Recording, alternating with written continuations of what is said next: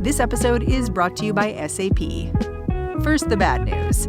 SAP Business AI will not help you generate cubist versions of your family's holiday photos, but it will help you understand which supplier is best to help you roll out your plant-based packaging in Southeast Asia, or identify the training your junior project manager needs to rise up the ranks, or automate repetitive tasks while you focus on big innovations. So you can be ready for the next opportunity. Revolutionary technology, real-world results.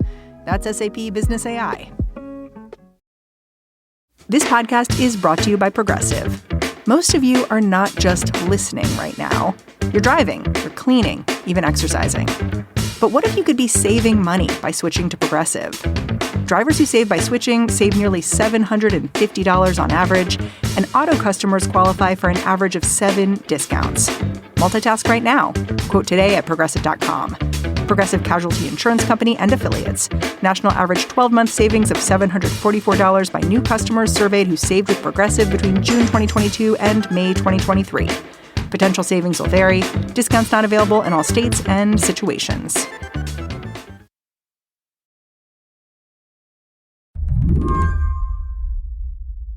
Dave Scherer says he didn't fall in love with professional wrestling right away. It took time. Stay tuned. More exciting action coming up here in a minute or two. The World Wrestling Federation returns. But then it happened all at once. What really happened was there was a guy named Roddy Piper, and I was at a friend's house. I didn't have cable yet, and I saw Roddy Piper talk. And it just hit me that this guy totally gets it. Roddy Piper liked to wrestle in a kilt. A lot of people just called him Rowdy. He wants to make a reputation for yourself, and you think that I'm just going to sit down like some lazy dog, sit down like you do, lay on your couch. Then Dave got into Ric Flair and the Four Horsemen. All 4 horsemen start to pound away on Road Warrior Hawk. 4 horsemen, nothing! Pretty soon, Dave was going to live shows, trading wrestling tapes. It hit the mark for whatever reason. Sometimes the show isn't as great as you hoped it would be, but when it's great, it's great. 40 years on, Dave calls himself both a believer in and a critic of the wrestling industry. And over the last week, he has needed to use both of those instincts. I am mostly surprised by how durable it's been. Like last week, the WWE signed a multi-billion-dollar deal with Netflix, a billion with a B.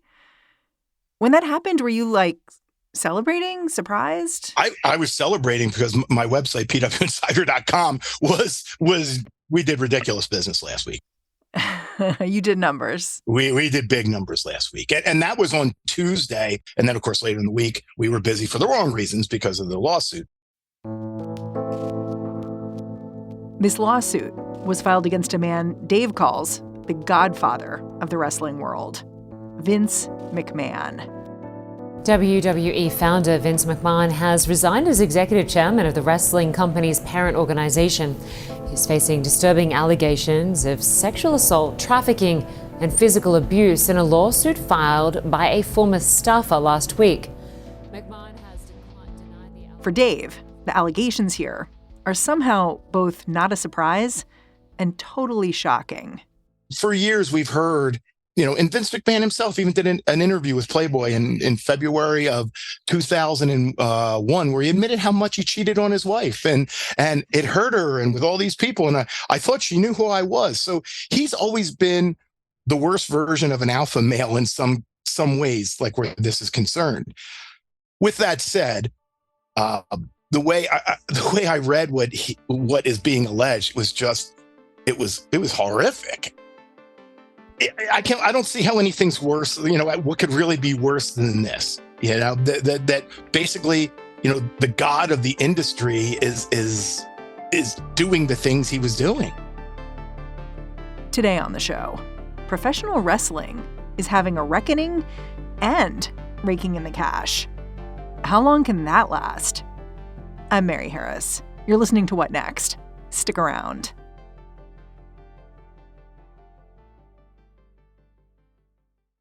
This show is brought to you by Discover. In today's world, it can seem that the best treatment is reserved for only a few. Well, Discover wants to change that by making everyone feel special. That's why with your Discover card, you have access to 24/7 live customer service, as well as $0 fraud liability, which means you're never held responsible for unauthorized purchases. Finally, no matter who you are or where you are in life, you'll feel special with Discover. Learn more at discover.com/creditcard. Limitations apply. This episode is brought to you by SAP. First, the bad news. SAP Business AI will not help you generate cubist versions of your family's holiday photos, but it will help you understand which supplier is best to help you roll out your plant-based packaging in Southeast Asia, or identify the training your junior project manager needs to rise up the ranks, or automate repetitive tasks while you focus on big innovations. So you can be ready for the next opportunity. Revolutionary technology, real-world results. That's SAP Business AI.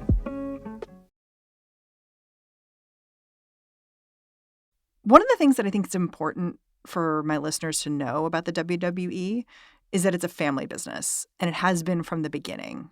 Can you just help me lay out how the McMahon family has really run this game for a long time, or run parts of the wrestling game, and now has been pretty triumphant?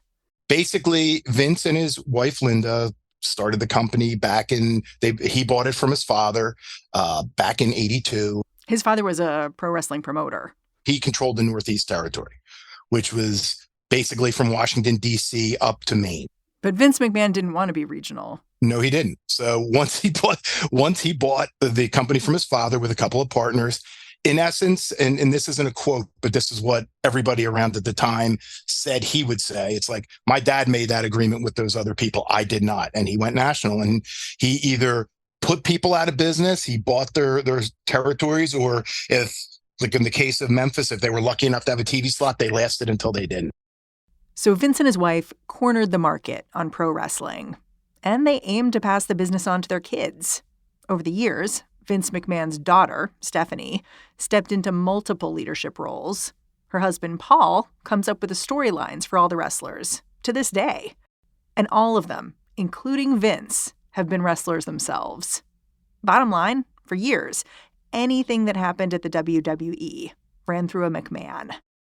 Vince McMahon was all controlling. Everything ran through him that mattered. I mean, obviously people did their jobs in the Titan Tower or whatever, but any creative, which is what you see on TV, it's the televised product, all ran through him. And for a long time, that really worked. Like, how big did the WWE get under McMahon? Huge. It got to the point where, they did an initial public offering. They put the stock on sale. But even then, he was brilliant because he put the stock on sale, but he had what was called the supermajority stock. And no matter how many shares they sold, he had full power over the voting.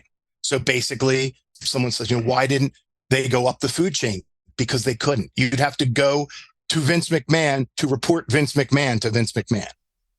What's so interesting to me about McMahon is that he actually created an on-screen character of himself in the WWE that was villainous, like a terrible boss who was coming on and telling people they're fired. Read my lips.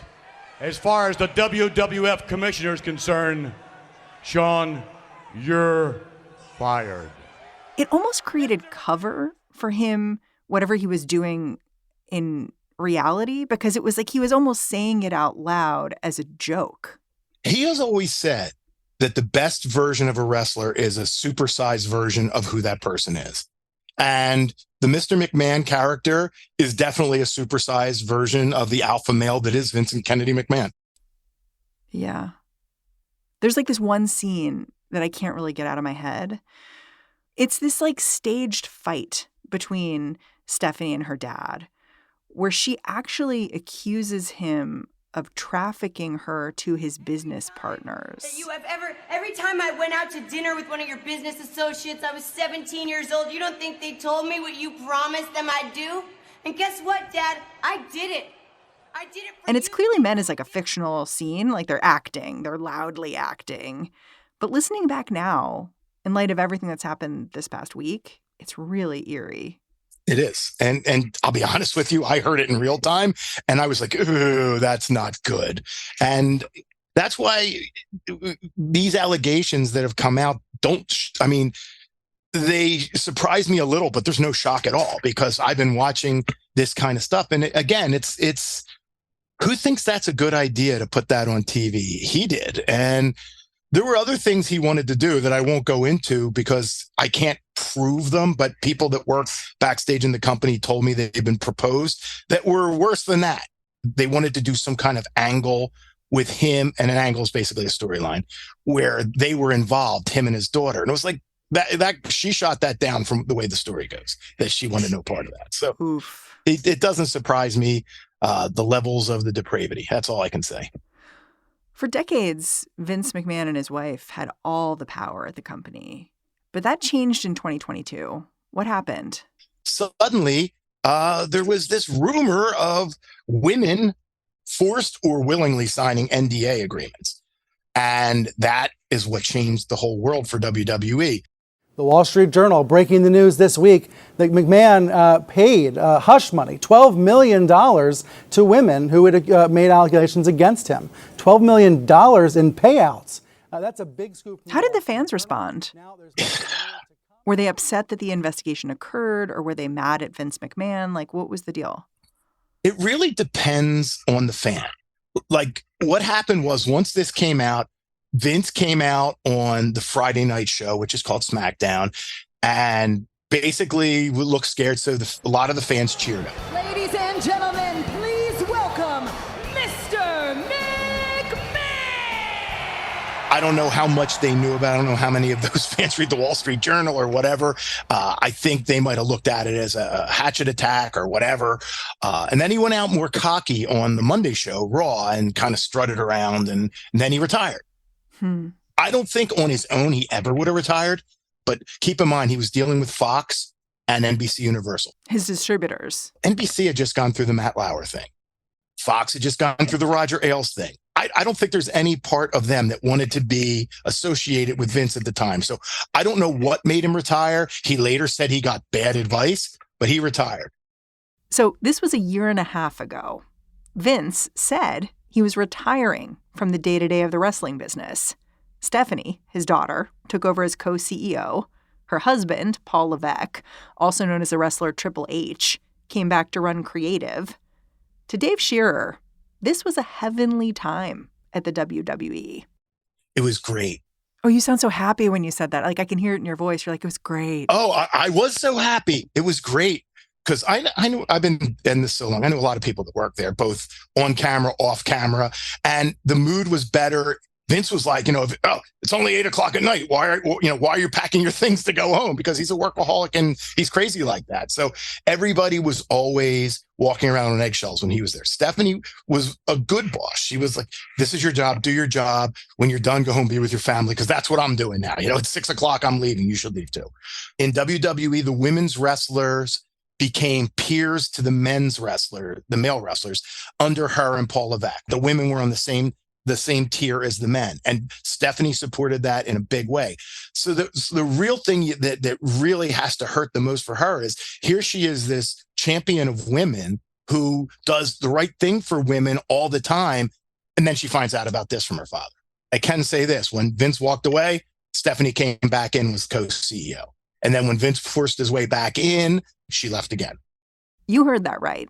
Less than a year after resigning because of alleged sexual misconduct, Vince McMahon decided to return. And according to Dave, no one could stop him. Even when they were in charge, with his supermajority of stock votes, he could change anything at any time. The board voted 11-0. No, we don't want that. Whoa. So in a normal world, that would be okay. Well, then we're not going to do it. His is not a normal world. So Vince says, I don't care what you want. I'm coming back. So basically, he was like a cockroach. You could not kill this man. You couldn't get him out. You're right. He was a cockroach. That's he'll be around after we're all dead. While he was gone for that however long period of months, the product was on an upswing. Ratings are up. The buildings where they ran shows were up. They were doing more promotional deals with people. So basically, the fear had always been, oh my God, what will happen to WWE if Vince dies? Well, what the market and potential buyers for the company found out is it'll get better if he dies. We'll be back after a quick break.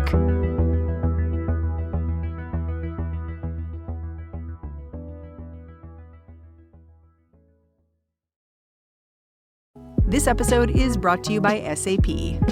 First, the bad news. SAP Business AI will not help you generate cubist versions of your family's holiday photos, but it will help you understand which supplier is best to help you roll out your plant-based packaging in Southeast Asia, or identify the training your junior project manager needs to rise up the ranks, or automate repetitive tasks while you focus on big innovations. So you can be ready for the next opportunity. Revolutionary technology, real-world results. That's SAP Business AI. Shipping can make or break a sale, so optimize how you ship your orders with ShipStation. They make it easy to automate and manage orders no matter how big your business grows. And they might even be able to help reduce shipping and warehouse costs. So optimize and keep up your momentum for growth with ShipStation. Sign up for your free 60-day trial now at ShipStation.com and use the code POD. That's ShipStation.com with the code POD. When Vince McMahon unretired himself in January 2023, his first order of business was selling the WWE. The company wound up merging with Endeavor, who owned the Ultimate Fighting Championship, or UFC. When that merger happened, Endeavor wound up with 51% of the stock. WWE wound up with 49%. That minuscule difference meant McMahon suddenly didn't have his majority stake anymore. And almost immediately, creative control went to his son-in-law, Paul Levesque, a.k.a. Triple H. Once the deal was made, Paul got more power. They didn't announce it right away, but it was known by the end of last year that creative completely ran through Paul and Vince had no say in it. They didn't publicize it. But and Paul Levesque was very reverential to him, like, oh, yeah, Vince is an asset I can always, and these aren't the exact words, but it's basically what he said. He's an asset I can always count on when I need advice or whatever. But he's been running it completely himself for months now. I mean, last Tuesday, Paul Levesque had a huge triumph because Netflix announced it was going to pay $5 billion over the next decade for exclusive rights to the WWE's flagship weekly show, Raw. And then Dwayne "The Rock" Johnson said he was joining the board of directors for TKO, the big parent company. And then 2 days later, you have these reports that Vince McMahon is being sued by a former WWE employee named Janelle Grant. It just seems like insane whiplash. Well, and it is. And you know what's the most insane part probably of all of it? If he just made the payments that he agreed to make to this woman, you never would have heard of this. Because Janelle Grant had a non-disclosure agreement. Right. And he agreed to pay her $3 million over a period of time. He made the first payment of $1 million and then stiffed her in 2022. The bottom line is if you agree to pay $3 million to somebody because they've got something worth paying $3 million that you don't want to get out and you stiff them, how can you justify in your head, especially when you're a billionaire? You know what? It was a good deal at the time to give her a $3 million deal, but I'm not going to pay it now. What do you think would happen then? Yeah, actions meet consequences. Yes. It's like, if I don't pay this woman, what might she do? Well, you found out what she'll do. Yeah, I mean, the claims in this lawsuit are horrifying, and I feel like we have to talk about them. There are gross details about various things that happened during sex between Vince McMahon and Janelle Grant, allegedly. Like really awful stuff involving like him defecating on her. And then there are also these text messages back and forth from Vince McMahon. I mean, we don't see her responses, so that's important. But where he's clearly talking about sharing videos, sexual videos of her with other employees of the WWE, like bragging about showing videos of her to these other employees. And also scheduling her for sexual encounters with other employees, like asking about whether she can meet this guy or the other. It's just straight sex trafficking if these allegations are true, because he is pimping her out. Yeah, pimping, yeah. And there was one text he wrote that I will paraphrase because it was so disgusting. But basically, he said, I'll control who you sleep with. Yeah. I mean, you wrote a column immediately after the lawsuit dropped saying, like, Vince McMahon needs to get out of TKO, this parent company, like as quickly as possible. And I'll tell you, it kind of surprised me because of all the big sites, I was the only one to write a column saying this. And I mean, I thought I was stating the obvious, right? It's like, how do you not divorce yourself from this horrible human being? Yeah, hours after these allegations were released, this major sponsor of the WWE, Slim Jim, announced they were distancing themselves from the company. Do you really think that was the thing that turned things here, where executives were like, we have to make a move? I think the executives knew they had to make a move anyway, because, like, I mean, I don't think you need to be, have an MBA to realize how bad this was for WWE's business being associated with him. The WWE's chief content officer, Paul Levesque, Triple H, he held a press conference right after these allegations were released on Saturday. It was not his best night. We just had an amazing week. I just said it, 10-year, $5 billion Netflix deal. Rock joining our board. We just sold out the Royal Rumble, put 48,000 people in the Tropicana Field. I choose to focus on the positive. And yes, there's a negative, but I want to focus on that and just keep it to that. He said he hadn't read the lawsuit and didn't want to talk about it, which, like, that's kind of a dereliction of duty if you haven't read the lawsuit. At one point, he was asked what protections the WWE had put in place to keep anything like this from happening again, and he just refused to be specific. He handled that so badly. And he did get a little bit. The thing that really bothered me is he's a really smart guy. He's a really sharp guy. And you had to expect you were going to be asked that, because the reporters in that room, if somebody doesn't ask about this, then they're not reporters. They're clowns. You have to ask about this because it just happened. Well, honestly, it was so interesting to me because this press conference, the WWE, like the guy who's giving the press conference has been a performer for the WWE. So he's played a role. And like, it almost seemed to me like at this press conference, everyone was playing a role, even the reporters. I wanted to ask you about when I was looking at the Royal Rumble matches today, the women and the men's, the roster is stacked right now. There's so much main event talent. Does that make your job fun, or is it challenging to keep all these people at main event level, keeping storylines that are going to keep the momentum going? Right off the bat, he walks into the room and people clap for him. Reporters don't clap for the people they're covering. You're right. It's a weird situation where you have a mixture of fan and quote unquote reporter. And usually he does get softball questions. And my only thought is he might have gone in there thinking, oh, this is going to be like it usually is. And I'm sorry, if it was me, I'm going in there with a prepared statement that I'm going to read before I take questions. Say, look, it's ongoing litigation. We're taking this very seriously. There's not much I can say other than what's been reported is reprehensible, and that's not what this company stands for. Yeah.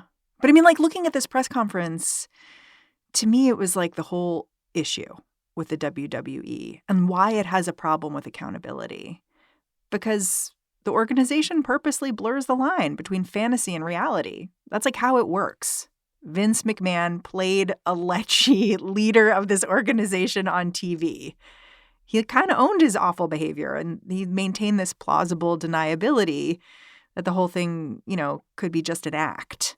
It's like a house of mirrors. Like that's incredibly easy to exploit. How do you fix an organization like that? The only way you could fix it is to get rid of the guy that owns the mirrors. And that's what they did. But everyone else involved also is like in that hall of mirrors and has played a role there. So it's what they're used to doing. It's the culture. I could see how you would see that. I think the culture's changed for sure since Endeavor bought the company. I don't know why Paul said what he said. I don't know why he wasn't prepared, because he usually is.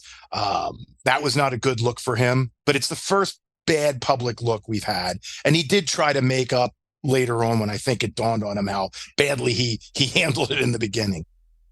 As you talk, I can hear you kind of separating Vince McMahon from the company.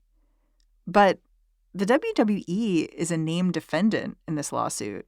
And Janelle Grant accuses corporate officers of knowing what was going on. I mean, she talks about having loud encounters that she thinks people overheard. I mean, obviously, they're talking about sharing videos of her widely within the company. It just seems so clear Vince McMahon was not operating in some kind of vacuum. Can you really separate his behavior from the company? From the company in the time this happened? Nope. From 2019 to 2021, when this went on, no, I can't. I condemn everybody involved, and some of whom have quietly retired, I might point out. I look at it like this. I can't judge Endeavor off of things they had no control over. Now, if it turns out, we find out that 4 of those people that knowingly let this happen stay employed, then I think we have a case against Endeavor. I won't condemn them for things that happened well before they took control of the company. Do you think the fact that Vince McMahon is now gone, the fact that he can't come back because he's not majority stakeholder anymore, do you think that's enough to earn back fan trust or change how the organization works? I am happy, and I think they are going in the right direction with this. And I think people can feel free to say "Ding Dong, the witch is dead." And does this mean we'll never see more of what he's done in his past come back to haunt them? No, because we don't know what else he's done in his past. But I really do think that the new owners of this company have made a break. They're definitely trying to do everything they can to distance themselves from him because of what he's done. So as long as they continue going down that road, I'll give them the benefit of the doubt till they give me any reason not to. Everything's earned, right? Dave Scherer, I'm really grateful for your time. Thanks for coming on the show. Oh, my pleasure. Dave Scherer is the founder of PWInsider.com, a pro wrestling news site. And that's our show. What Next is produced by Paige Osborne, Elena Schwartz, Rob Gunther, Madeline Ducharme, and Anna Phillips. We are led by Alicia Montgomery with a little boost from Susan Matthews. Ben Richmond is the Senior Director of Podcast Operations here at Slate. And I'm Mary Harris. Thanks for listening. Catch you back here next time.